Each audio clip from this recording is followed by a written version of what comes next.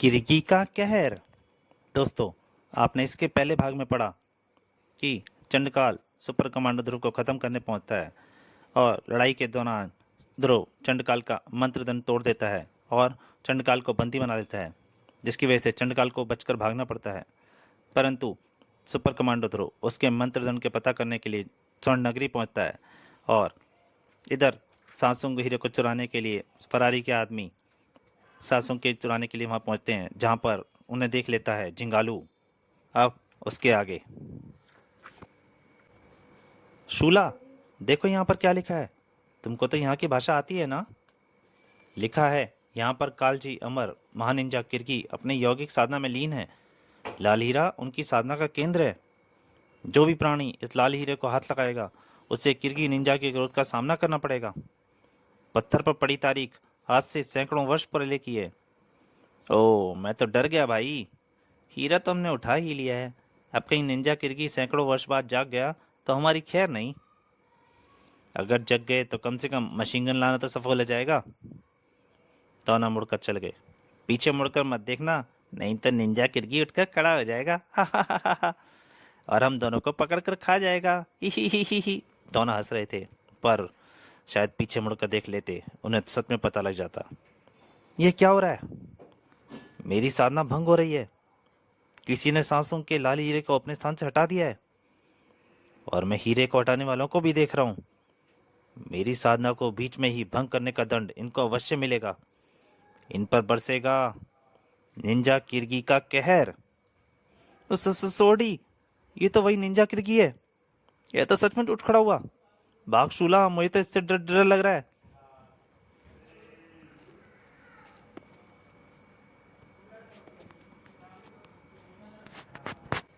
मैं ऐसे ही मौके के लिए मशीन गन लाया था। इसको तो मैं भी भून कर रख देता हूँ।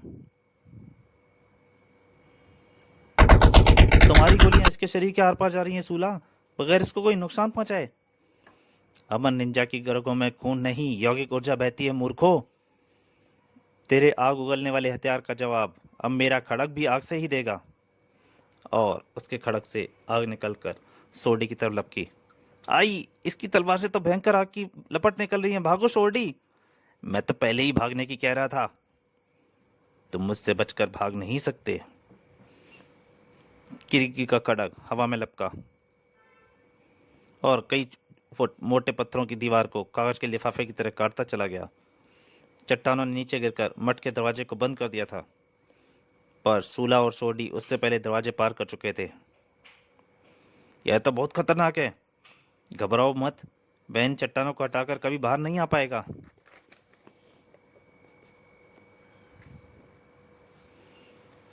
इस हीरे को तो रोईकारा का करोड़ों में बेचेगा। यह हीरा बेचने के लिए नहीं है। इस हीरे को राजनगर के माफिया बॉस फरारी सूला ने मंगाया है। सूला, इस हीरे के जरिए वह ध्रुव को खत्म करना चाहता है। तो ये दोनों दुष्ट मठ से लाल हीरा लेकर भाग रहे हैं और इस लाल हीरे के जरिए किसी प्रकार ध्रुव की जान ली जाएगी। जिंगालू इन दोनों के कोई भी मंसूबा पूरा नहीं होने दूंगा। एक ही छलांग में जिंगालू हेलीकॉप्टर और शूला और सोडी के बीच में आ खड़ा हुआ था। अब ये क्या मुसीबत आ गई? पता नहीं, पर इसको तो मैं भी मशीन गन से छेड़ देता हूँ, छेद देता हूँ। मशीन गन तड़तड़ाई और साथ ही साथ जिंगालू का हाथ भी फुर्ती से घूमा। एक भी गोली जिंगालू तक नहीं पहुंच पाई, क्योंकि सारी गोलियां जिंगालू की मुट्ठी में कैद थीं। लो, ये रही तुम्हारी सारी गोलियां। ये तो बोलता है। और अब मुझे बताओ कि इस लाल हीरे और ध्रुव से क्या संबंध है? और ये मेरा गला दबा रहा है। पर तभी मठ के द्वार पर एक धमाका हुआ। चट्टानों के उड़ते उड़ते जिंगालू के सिर से आ टकराए और दोनों कैदी आजाद हो गए। पर भाग सिर्फ एक कैदी पाया, क्योंकि सोडी बेहोश हो चुका था। जिंगालू तुरंत पीछे घूमा और आश्चर्यचकित रह गया। निंजा देव, यह विशालकाय वानर कौन है? यह भी जरूर इन दुष्टों का ही साथी होगा, वरना यह इस घाटी में क्यों आता? और ये बीच में खड़ा होकर अपने साथी को लाली लेकर भागने का मौका दे रहा है। मैं अभी इन दुष्टों को यमलोक पहुंचाता हूँ। उसका खड़ग सोडी की तरफ लपका और सूला की तरफ लपका और उसकी गर्दन खचाक से अलग हो गई। पर हवा में उछलते लाल हीरे को पायलट राणा ने लपक लिया, परंतु जिंगालू के पास राणा को रोक पाने का कोई रास्ता नहीं था, क्योंकि हवा में घूमकर वापस आत्मखड़ग अब उसकी गर्दन की तरफ बढ़ रहा था। ओ निंदा देव मुझे भी खत्म करना चाहते हैं, और ये मुझे भी अवश्य उन चोरों का साथी समझ रहे हैं। पर ऐसी स्थिति में मुझे भी अपनी रक्षा करने का पूरा अधिकार है, फिर चाहे मेरा प्रतिद्वंदी दानव हो या देवता।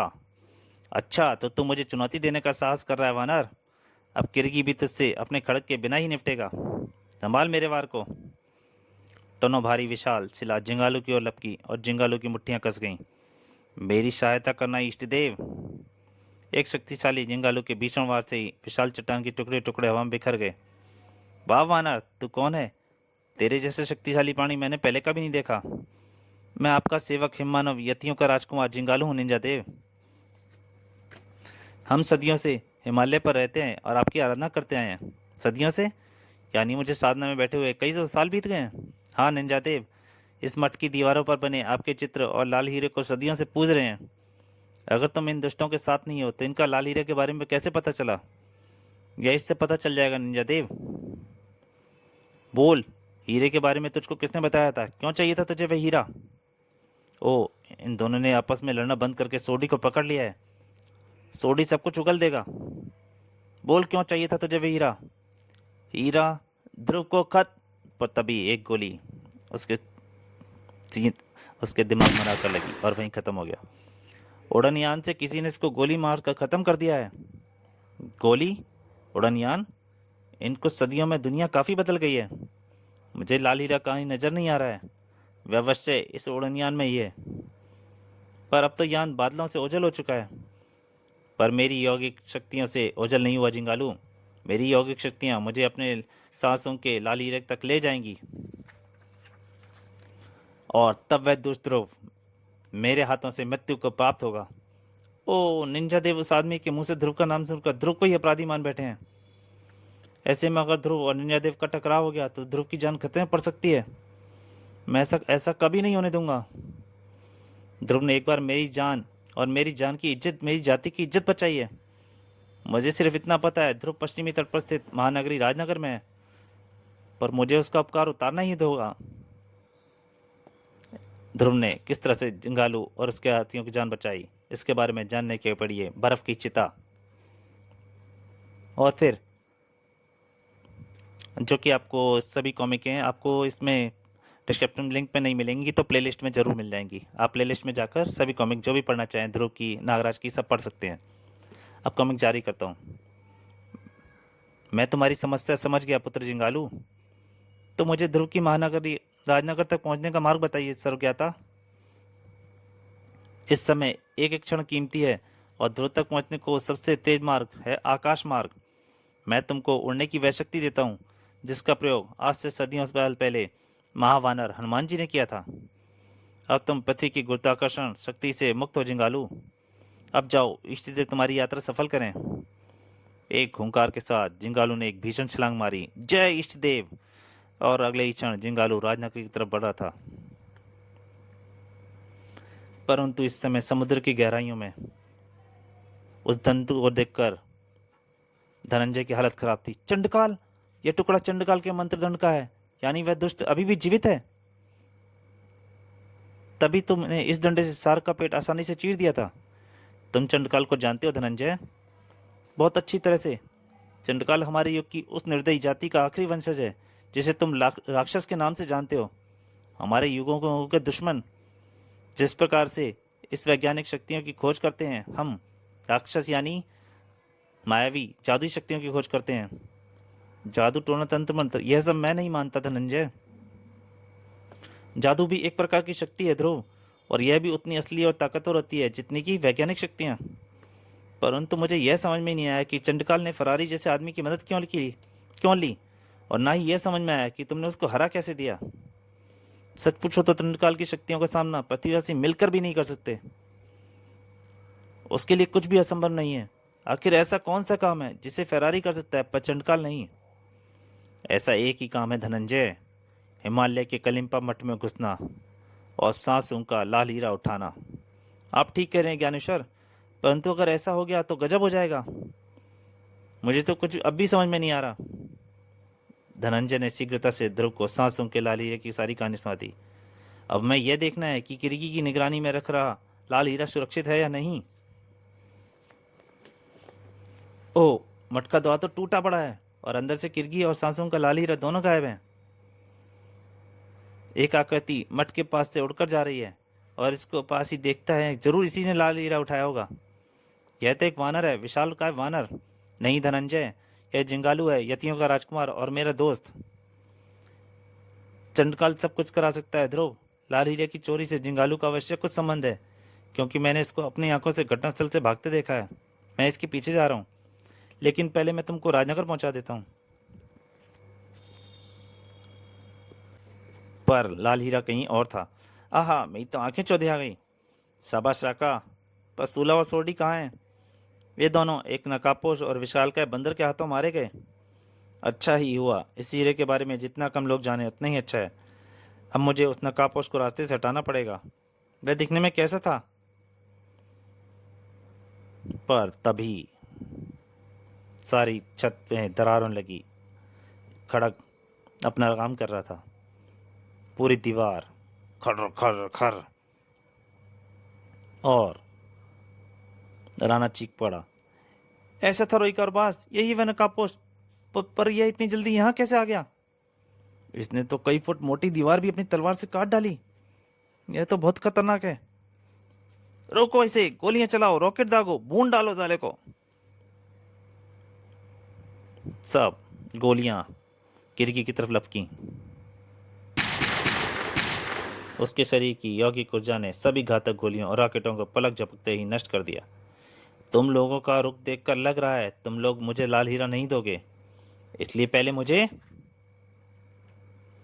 निंजी का किरगी का खड़ग लपका और अपना काम करता चला गया। कई सिर धड़ से जुदा होकर जमीन पर आ गिरे थे। तुम्हारी दुष्टता का दंड देना पड़ेगा। चल खड़ग, मुझे सांसों के लाल हीरे के पास ले चल। परंतु एक उसके नीचे से जमीन सरक गई और निंजा गिर गई। उसमें तो हा हा हा, अब तुम यहाँ पर आराम करो नकाबपोश। अब मैं हेलीकॉप्टर से उड़कर इस अड्डे को बम से उड़ा दूंगा और तुम्हारी यहीं पर हमेशा हमेशा के लिए कब्र बन जाएगी। अगर मेरी यौगिक शक्तियाँ क्षीण न हो रही होती तो मैं उड़कर भी बाहर निकल सकता था, परंतु लाल हीरे से दूर होने के कारण मेरी शक्तियाँ कम हो गई हैं। लेकिन किरगी को ऐसे तरीके से नहीं रोक सकते। किरगी ने हल्का सा इशारा किया। किरगी की चमत्कारी खड़ग ने दीवार में तिरछी सुरंग खोदनी शुरू कर दी। कुछ ही पलों में यह सुरंग मुझे वापस ऊपर पहुंचा देगी। किरगी तेजी से सुरंग में बढ़ने लगा और जल्दी ही वह बाहर निकल आया। परंतु तब तक वह दुष्ट हीरा लेकर उड़ने यंत्र से कहीं और जा रहा है, यानी मेरी तलाश अभी खत्म नहीं हुई। तभी एक कणभेदी धमाका हुआ और उसके बाद लगातार हा हा हा, मैंने इसी दिन के लिए अपने अड्डे में जगह जगह बम फिट कर रखे थे। नकाबपोश जैसे आदमी भी इस बम से नहीं बच पाया होगा, कभी नहीं बच पाया होगा। अब यह बेशकीमती लाल हीरा मेरा है, सिर्फ मेरा। फरारी से कह दूंगा कि वहां पर ना तो मठ था और ना ही हीरा। वाह रोईकारा, तुम कितने चालाक हो। परंतु अपनी खुशी में मस्त हुआ। अगर वह नीचे एक बार देख लेता तो उसे पता लग जाता। दूसरी तरफ राजनगर की तरफ बढ़ रहे जिंगालू के लिए भी ध्रुव तक पहुंचना आसान नहीं था। अरे, एकाएक ये सोने की रस्सी हवा में कैसे आ गई और यह मुझे बांध क्यों रही है? उस रस्सी ने जिंगाल को नीचे लाट कर पटका। धड़ाक। यह तो कोई स्वर्ण मानो लग रहा है, पर इसने मुझ पर हमला क्यों किया? अभी तुम मेरे स्वर्ण पाश की कैद में हो वानर। तुमको सच बोलना ही पड़ेगा। बताओ, चंडकाल और लाल हीरा कहाँ पर हैं? चंडकाल? नाम तो मैंने पहले कभी नहीं सुना, पर तुम लाल हीरे के बारे में जानते हो, यह जानकर मुझे खुशी हुई। शायद तुमने ही दो दुष्टों को लाल हीरे का पता बताया था। पहले मैं तुमको स्वर्ण पाश से आज़ाद हो लूँ, फिर तुमको मेरे सवालों का जवाब देना होगा। जिंगालू ने उड़कर पाश को एक उभरी हुई चट्टान से अटका दिया और जिंगालू आज़ाद हो गया। अब बताओ स्वर्ण मानव, तुम लाल हीरे के बारे में ये कैसे जानते हो? और चंडकाल कौन है? ओहो, भोला बनने की कोशिश मत करो वानर। धनंजय के पास सच को गलवाने के और भी बहुत से रास्ते हैं। उसके मानसिक कण निकली और उसने झिंगालू को ऊर्जा बंधनों से कैद कर दिया। अरे, इसने तो मुझे ऊर्जा बंधनों में कैद कर दिया है। अपनी सारी शक्ति के बावजूद मैं इन बंधनों को तोड़ नहीं पा रहा हूँ। पर ये चट्टानें इतनी मजबूत नहीं हैं। हे देव, इसमें तो शक्ति के साथ साथ बुद्धि भी है। इसलिए मुझे भी यह लड़ाई ठंडे दिमाग से लड़नी पड़ेगी। उसने चिंगालू पर दूर संचालित वार किया। ओह, यह कैसी जादूकरी है? तुम वहां पर हाथ हिला रहे हो और घुसा मुझे यहाँ पर लगता है। इनको रिमोट कंट्रोल वार कहते हैं जिंगालू, यानी दूर से ही नियंत्रण किए जा सकने वाले वार। आओ, एक पल रुको मानव। सुन मानव, तुम मेरा नाम कैसे जानते हो? मुझे तुम्हारा नाम ध्रुव ने बताया था। ध्रुव? मेरे दोस्त ध्रुव ने? यानी ध्रुव भी, तुम भी ध्रुव के दोस्त हो? सुन मानव, फिर आखिर हम आपस में लड़ क्यों रहे हैं? और फिर एक दूसरे से उसकी कहानी सुनने के बाद धनंजय और जिंगालू के बीच की सारी गलतफहमी दूर हो गई। मुझे माफ़ कर देना दोस्त, मैं तुमको गलत समझ बैठा था। अब मुझे चंडकाल की तलाश और जोर जोर से करनी पड़ेगी। मुझे भी ध्रुव के पास जल्दी से जल्दी पहुंचना है धनंजय। ठीक है, हम जल्दी ही फिर मिलेंगे। दूसरी तरफ तस्करों के गढ़ राजनगर में। इट्स ए ब्यूटी रोई खारा। 50 करोड़ में सौदा पक्का, पक्का कोष्टा। और तेरी मौत भी पक्की हो गई गद्दार। रोईकारा पीछे घूमा और उसकी सांस अटक गई। फरारी, तुमने मुझे कैसे ढूंढ लिया? मैंने नहीं, तुमको चंडकाल ने ढूंढा है। यह तुम्हारी हर हरकत पर अपने जादू से देख रहा था। मुझसे गद्दारी करने वाले को गिद्ध खाते हैं रोईकारा। अब तेरा हाल भी वही होगा। फरारी के हाथ की मशीन गन तड़तड़ाई और पल भर में 2 लाशें जमीन पर बिछ गईं। यह रहा सांसों का लालीरा चंडकाल। मैंने अपना वादा पूरा किया। अब तुम ध्रुव को खत्म करने का अपना वादा पूरा करो। हा हा हा हा, शाबाश फरारी, शाबाश। ध्रुव तो क्या, अब मेरे रास्ते में जो भी आएगा मैं उसको मसल कर रख दूंगा। और शुरुआत तुमसे होगी। मुझसे? मैं तो तुम्हारा साथी हूँ। परंतु चंडकाल की तरफ से एक किरण निकली और फरारी से आके टकराई। तुम बहुत कुछ जान गए हो, तुम्हारा काम खत्म हुआ फरारी। कलिंपा मठ में माघ ऊर्जा कवच के कारण मैं घुस नहीं सकता था, इसलिए मैंने ध्रुव को मारने की आड़ में तुम्हारे आदमियों उसको हीरो मंगवाया। और अब लाल हीरा मुझे ब्रह्मांड का सबसे शक्तिशाली प्राणी बना देगा। अब चंडकाल अजय है। सारे ब्रह्मांड की शैतानी ताकतें अब मेरे वश में हैं। तो दोस्तों, चंडकाल को किस तरह की शक्तियां हासिल हुई थीं? क्या किर्गी निंजा ध्रुव को खत्म कर देगा, या फिर ध्रुव या जिंगालू उस तक पहले पहुंच के उसकी मदद कर पाएगा? और ये चंडकाल कौन था? ध्रुव और निंजा किर्गी और जिंगालू किस तरह से इसका सामना कर पाएंगे? ये सब जानने के लिए आपको इंतजार करना पड़ेगा इसके अगले अंक का। तब तक के लिए नमस्कार।